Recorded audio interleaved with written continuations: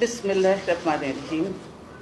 Excellencies, distinguished guests, উপস্থিত সুধীমণ্ডলী, প্রিয় সাংবাদিক ভাই ও বোনেরা, আসসালামু আলাইকুম। গণতান্ত্রিক রাষ্ট্রে নির্বাচন একটি অত্যন্ত গুরুত্বপূর্ণ প্রক্রিয়া।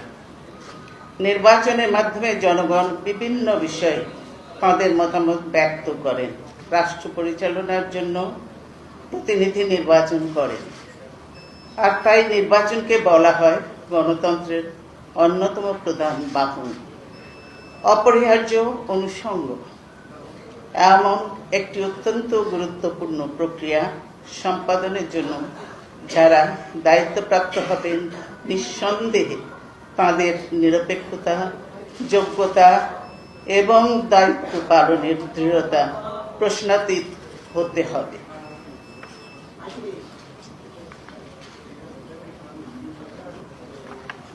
নির্বাচনে প্রতিদ্বন্দ্বী প্রার্থী এবং ভোটার শুধু নয়, সারা বিশ্ব যে কোনো দেশের জাতীয় নির্বাচন পর্যবেক্ষণ করে প্রশংসা কিংবা তিরস্কার করে।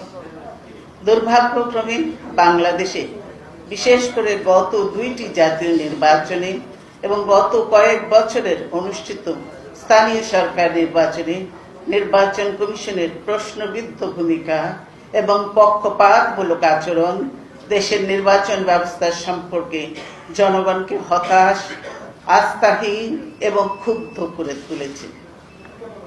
বৃহত্তর জাতীয় ও গণতন্ত্রের সাথে এহেন পরিস্থিতি আর চলতে দেয়া যায় না।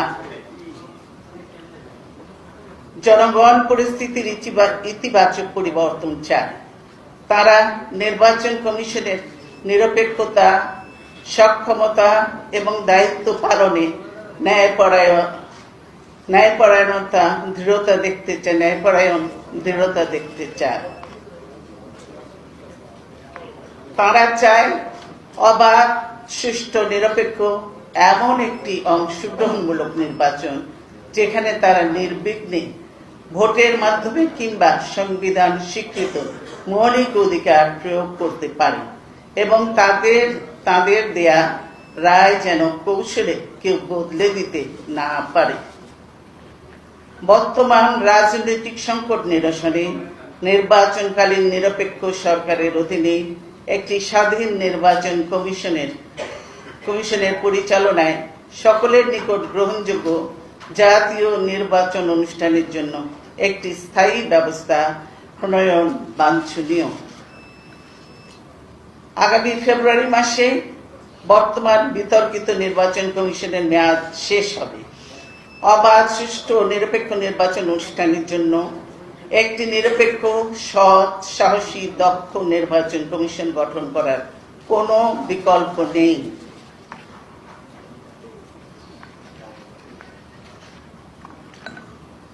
জনগণের ন্যায্য ও সাংবিধানিক আকাঙ্ক্ষা পূরণের লক্ষ্যে বিএনপির নতুন নির্বাচন কমিশন গঠন, নির্বাচন কমিশনকে শক্তিশালীকরণ এবং নির্বাচনকালীন সময়ে নির্বাচন সংশ্লিষ্ট সকল মন্ত্রণালয় ও প্রতিষ্ঠানের নিরপেক্ষ নিশ্চিত করার লক্ষ্যে জাতির উদ্দেশ্যে কতিপয় সুপারিশ স্থাপন করছে। সকল রাজনৈতিক দলের ঐক্যমতের কনসেনসাস ভিত্তিতে নির্বাচন কমিশন গঠন করতে হবে। প্রাথমিকভাবে রাষ্ট্রপতি নির্বাচন কমিশন গঠনের প্রক্রিয়া ও পদ্ধতি নিরূপণের জন্য সকল নিবন্ধিত রাজনৈতিক দল এবং অথবা স্বাধীনতার পর প্রথম জাতীয় সংসদ থেকে শুরু করে বিভিন্ন সময়ে জাতীয় সংসদে প্রতিনিধিত্ব করেছে এমন সকল রাজনৈতিক দলের মহাসচিব অথবা সাধারণ সম্পাদক কিংবা মনোনীত প্রতিনিধির সঙ্গে পৃথক পৃথক বৈঠক করবেন।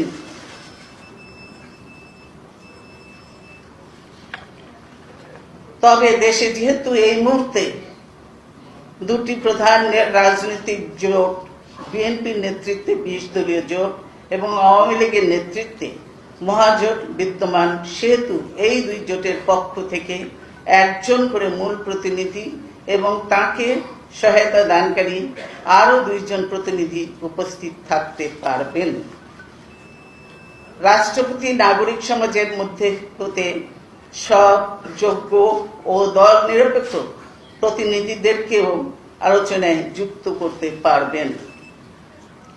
নিবন্ধনকৃত সকল রাজনৈতিক দল এবং অথবা স্বাধীনতার পর প্রথম জাতীয় সংসদ থেকে শুরু করে বিভিন্ন সময়ে জাতীয় সংসদে প্রতিনিধিত্ব করেছে এমন সকল রাজনৈতিক দলের ঐক্যমতের কনসেনসাস ভিত্তিতে নির্বাচন কমিশন গঠিত হবে।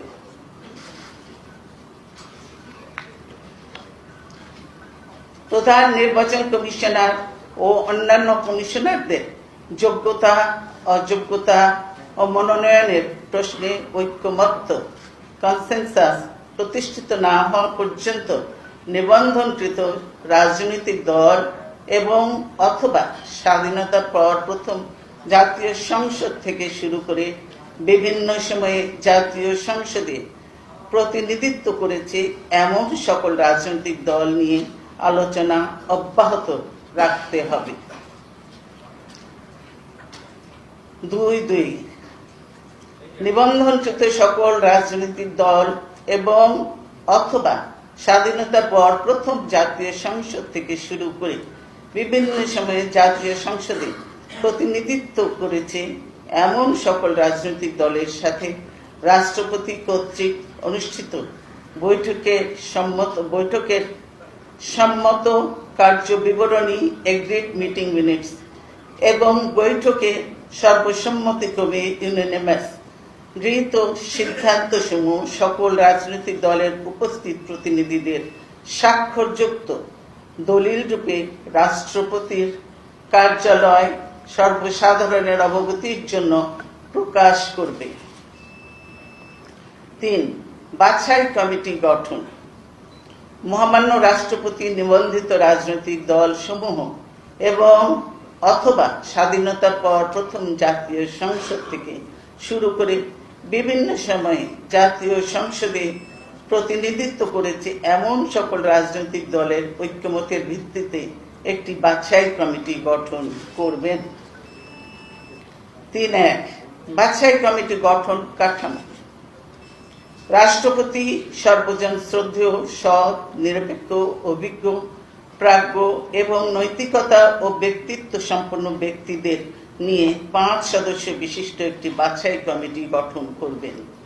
বাছাই কমিটি গঠনের কাঠামো নিম্নরূপ হবে।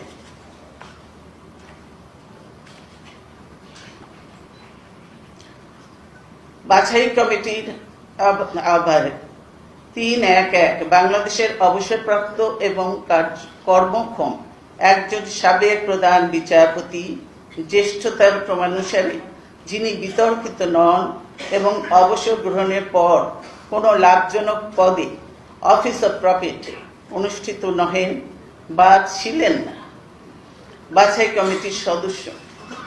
3.1.2 আপিল বিভাগের অবসরপ্রাপ্ত একজন বিচারপতি যিনি বিতর্কিত নন এবং অবসর গ্রহণের পর সরকারের কোনো লাভজনক পদে অফিস অফ প্রফিট অধিষ্ঠিত নহেন বা ছিলেন না।